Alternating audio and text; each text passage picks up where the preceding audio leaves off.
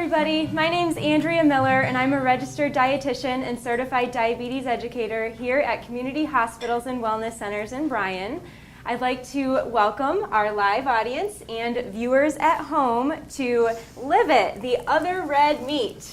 And today I have a special guest. I have Bobby Case. She is the assistant director of our lab department here at the hospital, and she has graciously agreed to help me out today in making our steaks. So we're making some steaks today, but do you see any meat on the table? No. No meat. None. No meat, but we do have an eggplant and a purple cabbage. So we're going to use these to make some veggie steaks. And they're not exactly red. You know, I guess I said purple cabbage, but I guess in some areas this cabbage is more red. So I guess if you were to see this, would you call it purple or red? Purple. So we must live in a region where we have more neutral soil, I guess. Yes. More acidic soil grows the more red variety of the cabbage. So as far as whether to serve these as a main dish or a side dish, it's totally up to you. You can add a protein to these dishes to complete the meal, whether it's meat-based or plant-based. But just some ideas to use some, in my opinion, underutilized vegetables that are nutritious, delicious, inexpensive, and, if you will, clean, too. So, Bobby, have you ever heard of the Dirty Dozen? No. No. So the Dirty Dozen, basically it's a list of the vegetables that are the highest in pesticide residue. So a lot of times people will look at that list if they're trying to choose organic produce, and they might choose to buy the Dirty Dozen produce organically. But then there's also a Clean 15 list, and those are that's the produce with the least pesticide residue. An eggplant and cabbage in general is usually on the Clean 15 list. So they're not vegetables that you would have to buy organic, or you'd have to be as concerned about finding an organic version if that's something that you consider when you're buying produce. So, in case you wanted to know. So we're going to get started, and we're going to do the cabbage steaks first. And to get started, I'm going to have Bobby put some oil into the bowl. Okay. I'm actually going to give you some measuring. How much? Yeah. I'm going to need to know how much. Oil it up. We're going to put 3 tablespoons in there. Okay, got it. I'm trying to hold my culinary skills here. And while she's doing that, I'm going to start slicing up the cabbage. So you want this in about 3/4 of an inch to 1 inch thick slices, decently thick slices, not, I guess it's your choice if you want it, how thick or thin you want it. So you want a serrated knife that works a little bit better to slice the cabbage.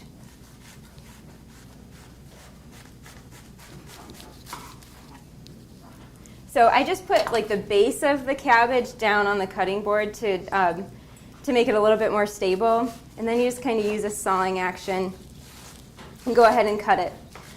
So one thing about these vegetables is they're so vibrantly colored. They have this rich color, and anytime you see that rich color in a fruit or vegetable, a lot of times they have similar nutrients. So the nutrient that's similar in these two vegetables, it's in common. Can you think of another vegetable or fruit? Let's do a fruit that is the same color that everybody considers a superfood. Yeah, maybe pomegranate, yeah, blueberry, well, yeah, pomegranate, blueberries, plums, yeah. Grapes. So all of those have a similar nutrient. It's called anthocyanin, and it's a very powerful antioxidant, and it's found in both of these vegetables. So eating these vegetables is kind of, you get some of the similar nutrients to eating blueberries. So if you're somebody that doesn't really like blueberries, you can substitute some of these vegetables and get similar nutrients. Okay. So we're going to grab the cookie sheet and a pastry brush, the little brush right there in front of you. And we're going to give the cookie sheet just a light brush with some of the oil. I have a minor in art, so I can do this. All right. I picked skills No for problem. Bobby that she was going to master. See? Look. She's doing a great job. She told me before she started, she hasn't spent much time in the kitchen. She asked if we were making peanut butter and jelly today.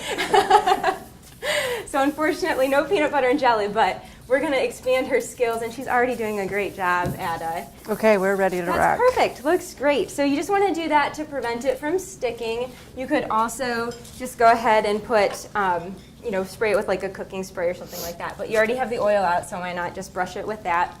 So I'll have you just kind of This is a T-bone. That's a T-bone, yep. Yep.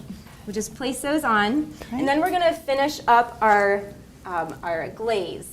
So it's a balsamic glaze. So we're going to add a couple other ingredients to the remainder of our oil. We're going to add some balsamic vinegar. So we'll open this up, and I'm just going to have you add 2 tablespoons of balsamic vinegar. 2 tablespoons. Got it. And I'm going to start chopping up some garlic. You're lucky. I'm giving you all the jobs that are not going to make your hands smell for the rest of the day. So I'm just going to slice my garlic. And then if you could, there's some honey and some Dijon mustard in front of you. We're just going to add about half a teaspoon of each. So not very much, just enough to give it a tiny bit of flavor. Okay.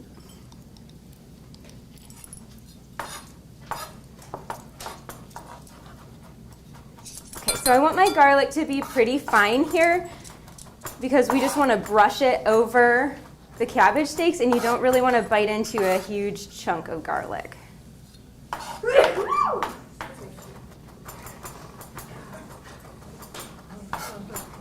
Bless you.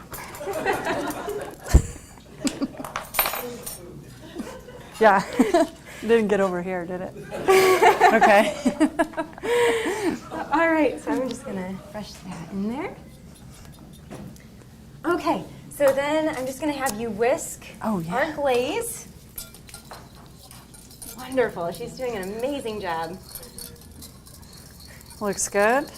Absolutely. Okay. All right, and then take the pastry brush again and brush that glaze all over the top side of the cabbage steaks. Okay. And while you're working on this, go ahead and preheat your oven to 400 degrees. At home, right? At home, yes. Unfortunately, we don't have an oven in here, and nobody wants to sit here waiting 20 minutes to, try this recipe. So, yes, at home, we will preheat our oven to 400 degrees. Okay. Going too So slow. we're just brushing the glaze all over the cabbage steaks because you want it all over both sides. Oh, okay. Mm-hmm. So then we're going to flip them all over Okay. and start with that. And brush a little bit more on the other sides. Actually, brush a lot more because we want to use all this glaze up. Okay. Okay. And this is the part that makes it really taste good. So we want to get it in there. get lots and lots of glaze on there. So nutrients in the cabbage. The nutrients in a red cabbage, there's actually a lot more nutrients in red cabbage than there is green cabbage. So it's a similar cost, similar taste, but you're getting a ton more nutrients. Plus it just adds some variety to your diet. It's extremely rich in vitamin C, actually more vitamin C than in orange in the purple cabbage. It's also rich in vitamin K.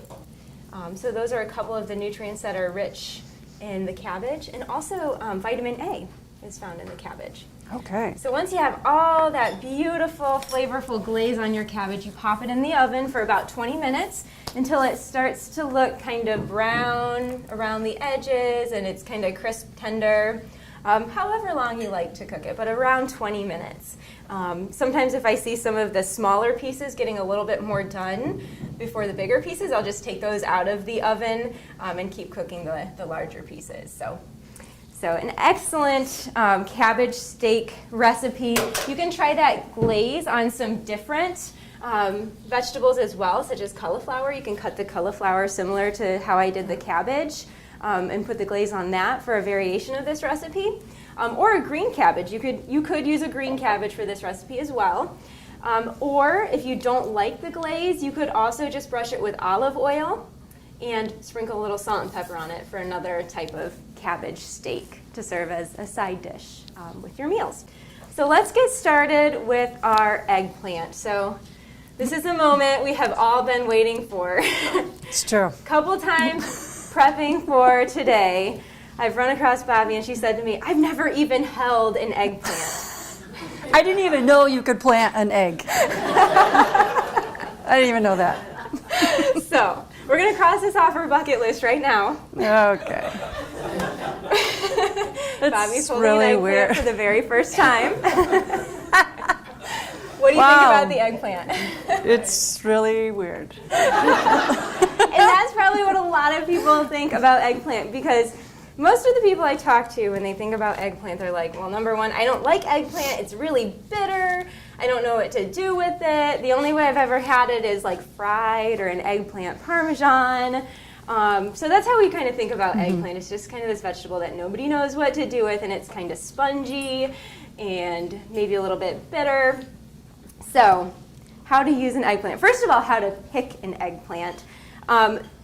So if I'm being completely honest, this might not have been my first choice in the grocery store, but apparently there were some issues in purchasing eggplants. There weren't that many good ones to choose from on this particular day, which sometimes happens when you're in the grocery store. And in that case, maybe change your meal plan. Maybe don't do the eggplant today, but wait until you find some really good eggplant in the grocery store to make this recipe. If I'm looking for a good eggplant, you want one that's kind of firm but still has a kind of a give to it when you press on it. You want it to be really, really shiny. So this one, I would say it's maybe a little bit more dull. It's not super shiny. So the shinier the better, because that means it's really, really fresh. This one has, kind of some wrinkles, which means that it's probably was harvested quite a while ago. And the top is a little bit more brown. You want to look for something that's vibrantly green when you're in the grocery store. So vibrant green top, purple, shiny skin, and you want it to be firm. You don't want to choose the largest eggplant. They're actually a little bit more tender and a little less seedy if they're smaller, so sometimes smaller eggplants are better. Eggplants come in all different shapes and sizes and colors. This is probably what we're most familiar with, but they vary in color into like a violet color, and you can even find white or green eggplant as well. So lots of different eggplant. So this is one way that we can use it. The first thing I'm going to do is start slicing our eggplant into steaks. So I'm just kind of peeling this top part off. Storing an eggplant can be kind of tricky. It doesn't like to be too cold and it doesn't like to be too hot. It's a little bit temperamental. But if you store it in your refrigerator in the crisper inside of a plastic bag, that should do the trick. It kind of will perish quickly, so don't store it in there for a long time. You want to only store it in there for a couple of days. So, okay, so I'm going to start by slicing my eggplant, about a 1/2 inch thick slices. We're not going to use the ends of the eggplant. I'm going to save those for another use. I'm just going to use the middle. You could do the ends if you wanted, but it ends up being quite a bit of skin for a steak type of eggplant. So I'm just slicing it lengthwise into, I guess, steaks. And it's really like the inside of an eggplant. It's just kind of white and creamy in color. So we're just going to get 2 out of this one, which is about what you should get. Okay, and we'll save those for another use. So we're going to use these, and we're going to start getting our seasoning ready. Okay. So I'm going to give Bobby another bowl. She did such a great job with that olive oil. We're going to have her do it again. Oh, there we go. So we're going to put, let's just put 1.5, 1.5 tablespoons in there right now. Tablespoons? Okay.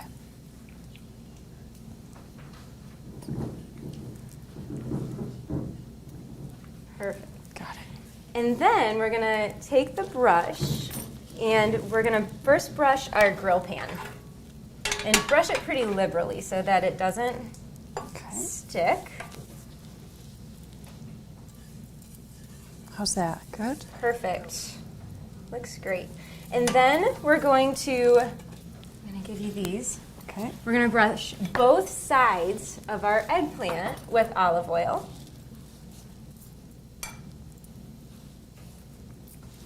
Get this started. I'm gonna turn on my grill pan and just start heating it a little bit.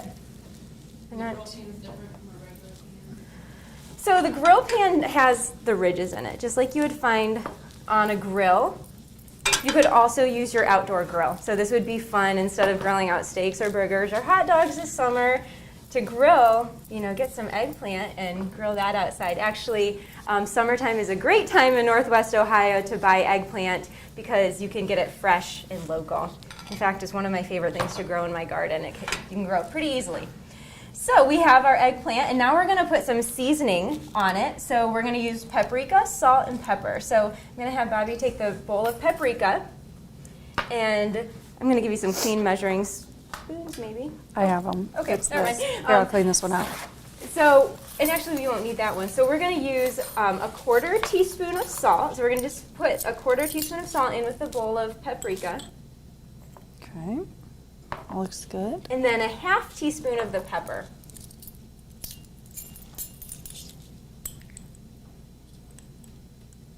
Okay. Just kind of stir that together. If you want a fork over here too. That'll work. Blend it all really well.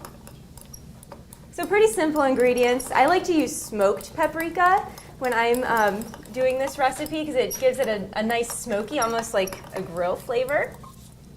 And then we're just going to sprinkle a little bit of the spice blend on, and if you want a spoon to help you sprinkle, Okay.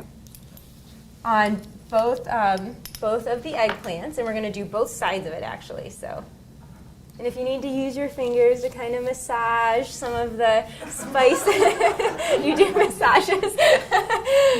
Some of the spices into the eggplant that can kind of, help. Perfect. Look at us. I'm like, See, she said she didn't cook. Look how awesome she's doing. She's just a good job. I can make toast, Pop-Tarts. Now you can make eggplant steaks and cabbage steaks. Perfect. Other side? Yes. Yep, we're going to put it on the other side too. This is nice and warm, warming my hands because Oh. it's April and it's freezing outside. I'm making a mess. That's okay. It looks great. Sometimes it's the best when you make messes in the kitchen. Yeah, okay.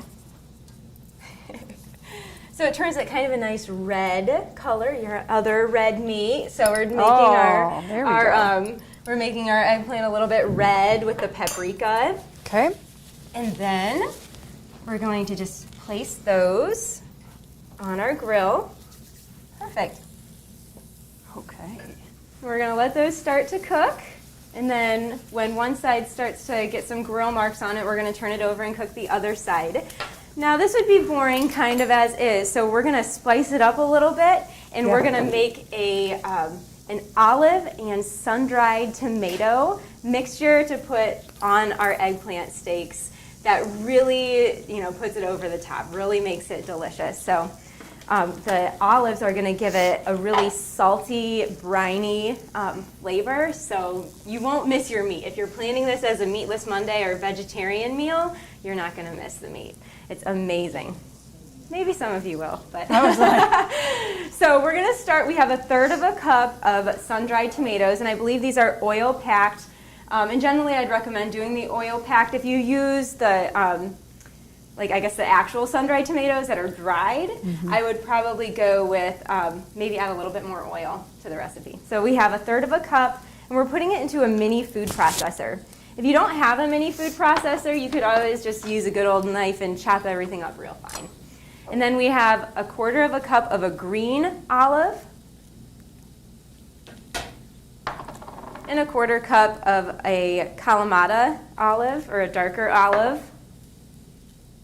So we're bringing back some of our olives from previous livets. So if you bought olives or Kalamata olives to make some recipes from a few months ago, you have a way to use them now. All right, and then I put a 1/4 cup of fresh basil. You can also use dried basil in this recipe. And I would cut back. Don't use a 1/4 cup of dried basil. Use maybe, a teaspoon of dried basil. So, but we're using the fresh basil. I'm going to put on the lid of my food processor and just give it a couple of quick pulses.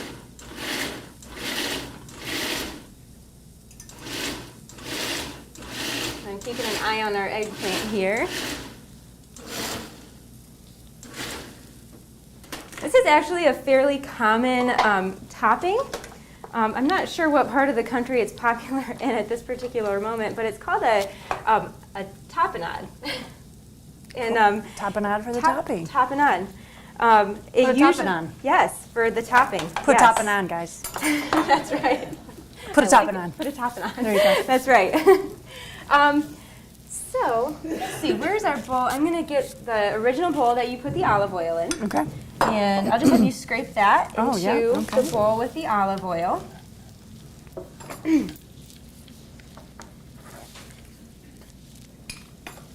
going to check and kind of take a peek at.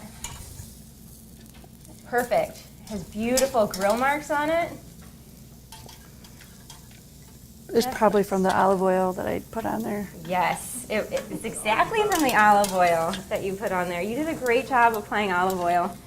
You're going to be my professional olive oil applier. Hey, add it to the resume. That's right.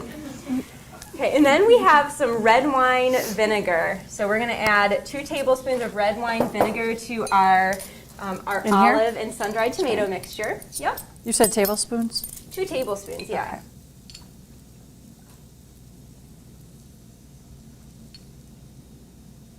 Okay. Okay. And then also 2 more tablespoons of olive oil go in there. So fun facts about eggplants. Have you ever been to France? Nope. Me either.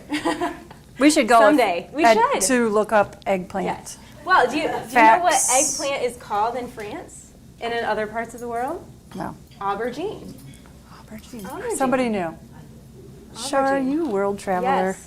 So in other parts of the world, eggplant might be known as aubergine, or some people might call it a garden egg.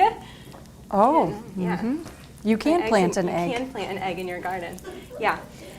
They have, so we talked about that anthocyanin, that nutrient phytochemical that gives it that purple color. There's a subtype of that called niacin, and forgive me if I pronounced that incorrectly, but it's supposed to be really good for our brain. So there's some research that eggplants are good for our brain. It's supposed to increase blood flow and help to protect the lipids in the cell membrane of the brain. We should serve that at breakfast. Yeah, we should serve it at every meal. Every meal. Yeah, right. Eggplant it up. So this is still cooking. Need a few more. I'm going to turn up the heat just a tiny bit more. This grill pan's this stove is a little bit more difficult to use than my stove at home. It's kind of fickle with adjusting the temperature. How do we know when it's done? You know when it's done just when there's some good grill marks on it and it's starting to soften. Okay. That's when it's done. So I wanted to throw in what to do with these. I told you to reserve them for a later use. What on earth are you going to do with them? Something that I like to do with scraps like this, I call it my clean out the refrigerator meal. I make spaghetti a lot. And I will take an eggplant and just dice it up into smaller cubes, kind of like that. And I just saute it with other vegetables like onion and peppers and mix in some meat too. I usually put meat in my spaghetti sauce, some lean ground beef, and then I pour my store-bought sauce into it and make some whole wheat spaghetti. And that's a really great way to get your kids to eat a lot of different vegetables. If there's tomato sauce on it, my kids will usually eat it. I can get them to eat kale, eggplant, zucchini, you name it. They'll eat it if it's covered in a tomato sauce. So great way to get your kids to eat other things. All right. Any grill marks yet? Close enough. So I'm gonna have Bobby hand me the white square plate over there, and we're gonna plate up our lovely eggplant steaks.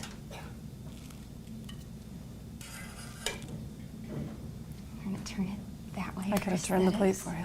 That's okay. And then go ahead and just spoon some of the, if you want another spoon, spoon some of the mixture over the eggplant.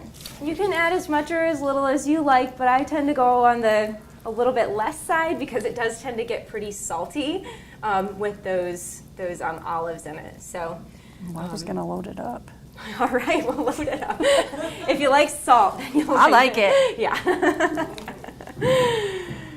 So we'll load that up. While she's doing that, does anybody have any questions about anything that we made today, or about eggplant or red or purple cabbage? Do you ever heat the sauce before you put it on the eggplant, or do you just always put it on room temperature? I usually put it on room temperature. Yeah. Enough heat in the eggplant. Right. It should warm it through, and there's nothing in there that you have to cook. So, yep, you can leave it on room temperature. What else do you think we should put our topping on? It would be good. And again, so there's this sandwich that they serve in some other country or some other part of. Yeah, it'd be good on bread. Oh, it'd be good like on But it's toasted like bread. I believe it's called a muffaletta. Yes. And it has like salami and all That sorts sounds of good. different briny ingredients and this topping. But in my opinion, this would be a healthier alternative to the muffaletta because you're not getting the refined starches and you're not getting all of that salty salami. So this would be a much healthier alternative to it. Is Yeah. most of that nutrient, I don't remember the name of it, in the skin. So do you have to eat the skin in order to get that benefit? Yes. So that's a great question. As you can see, the outside is the part that's beautiful and purple. The inside is white and creamy. So you do lose some of the nutrients if you peel it. So unfortunately, you do lose some of that. There may be some of it further into the flesh of the eggplant. But if you can save that skin, you're going to be getting more nutrients. What if we have a larger family and the eggplants are scarce? Could we have peeled that and used it? Yes. Well, you could have. Or is it- actually, the recipe calls for 2 eggplants. Okay. So, yeah. So you'd have 4, Steaks. 4 steaks. Yeah. Okay. And it may be a lot for like a younger child to eat a whole steak, so you could cut it in half, or just double. Add 3 eggplants and increase the olive and tomato mixture a little bit. Yeah, you certainly could, but some people think that the skin is a little bit bitter, and then to eat, that much of it is quite a bit bitter. So. I have no idea. I've never had it. Yeah, you could. I mean, you totally could, but Cool. you also don't get as much of that seasoning on it, and it doesn't brown as nicely. But yeah, you could. Okay. Absolutely. So, and some people might find that it's a better option because, if you put this in a bag in your refrigerator and have the thought of making spaghetti out of it, it just might not happen. So, in order not to waste, you totally could do it. Right. Mm-hmm. So, any other questions? I have a question. So earlier you had said that it's like part of the clean 15. Right. And you don't need as much pesticides or whatever. Mhm. So what reason is it? Does it grow faster like asparagus does and that's why you don't need? I guess I'm not really sure. I think sometimes obviously asparagus, it does grow very, very fast. So there's not as much time to apply the pesticides. I think sometimes the vegetables and fruits on the Clean 15, they have more of like an inner defense, and the bugs don't like to eat them as much. So that's my guess, though. So from growing eggplant, I feel like it always does pretty well for me with very little work. So those are usually the types of things that don't require as much pesticides because they're not as hard to grow. What are some other things on the Clean 15 list? Oh boy. Well, asparagus is one of them that's on the Clean 15. Avocados, bananas, Anything, cantaloupe would be on the clean 15. Anything with like a tough Outside. rind outside. Watermelon, I believe pineapple is on there as well. So, you know, when it comes to organics, it's definitely shown that incorporating more produce, regardless of whether it's organic or not, is of benefit. But if you're somebody that is concerned about pesticide residue, Right. but doesn't want to spend an arm and a leg on everything organic, I would go more towards buying the dirty dozen items organically and choosing conventional for the clean ones. Okay. 15. So, great questions, guys. Does anybody else have any questions? All right. Thank you all so much for joining me. I'd like to thank our live audience and viewers at home for tuning in to Live It, the Other Red Meat. And thank you, Bobby, so much for joining me today. It was fun. And you tried it, right? It's You delicious. thought it was delicious. Yeah, I love it.